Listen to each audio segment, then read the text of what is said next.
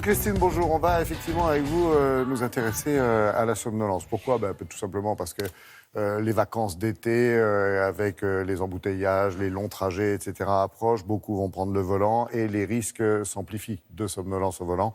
Il se trouve qu'une start-up a trouvé peut-être un système pour nous venir en aide et éviter les accidents les pires.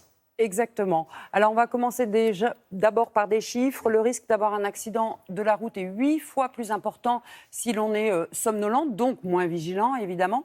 Et l'endormissement volant est la première cause d'accident mortel sur autoroute. On comprend bien pourquoi. C'est monotone, on a la même vitesse pendant plusieurs centaines de kilomètres. Et donc, on somnole, on pique du nez. Donc, cette start-up s'est dit... pour remédier à ce type d'accident, ils ont inventé des lunettes, ou plus exactement des montures de lunettes qui vont détecter la somnolence et vous réveiller, en tout cas vous avertir. Alors de quelle façon? La réponse avec son inventeur, Philippe Perrard.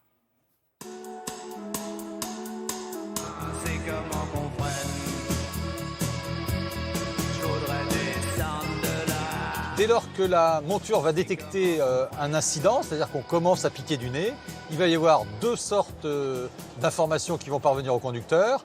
D'une part, des LED qui vont clignoter dans la lunette, et d'autre part, il va y avoir un buzzer qui va sonner.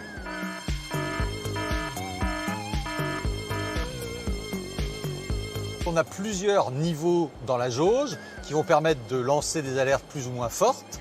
Et lorsqu'on arrive à l'indice numéro 5 de notre jauge, il va y avoir des informations qui seront destinées soit aux passagers de la voiture, soit si le conducteur est tout seul, on va être vers une plateforme d'assistance qui va appeler le conducteur via les haut-parleurs de la voiture pour lui dire « Attention, on a détecté un début de somnolence, il convient de s'arrêter et d'ailleurs, vous avez une aire de repos à tant de kilomètres. »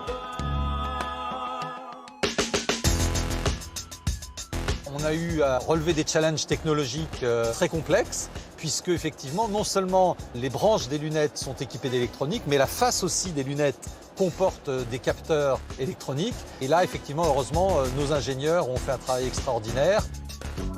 On a une dizaine de partenariats aujourd'hui avec des laboratoires français, que ce soit le CNRS, des CHU, qui nous ont permis de mettre au point notre produit. On a un professeur qui est chef de service ophtalmologie dans un grand hôpital parisien qui nous a aidés justement à mettre au point des études pour démontrer d'une part le lien qu'il y avait entre certains indices comme les clignements de paupières qui permettent d'alerter sur le niveau de fatigue et ensuite aussi sur l'environnement général de la lunette de façon à ce que ni le buzzer ni les clignotements de la lunette ne viennent interférer sur le comportement normal du conducteur. Cette rencontre qu'on a eue avec cet équipementier automobile français démontre clairement que nous sommes complémentaires. Ils ont tout un tas d'informations qui proviennent du véhicule.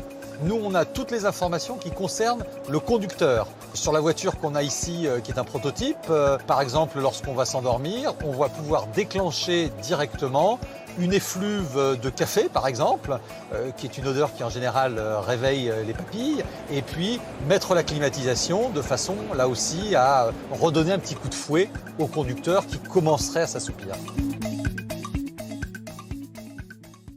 Et c'est un produit de luxe, je veux dire très cher ou pas?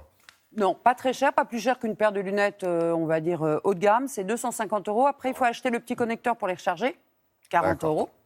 Innovation qui a été distinguée? Innovation qui a reçu le prix Innovation de la sécurité routière. Petite précision, on peut évidemment mettre des verres solaires, des verres correcteurs, etc. C'est une lunette classique qui pèse 22 grammes, donc elle est plutôt plus légère d'ailleurs que la plupart des montures. Produit français, j'imagine. Alors, 100% français, c'est-à-dire que la plasturgie, c'est dans la région Rhône-Alpes que c'est fait, et tout ce qui est électronique à Soissons. Donc ça va être le coup de le signaler.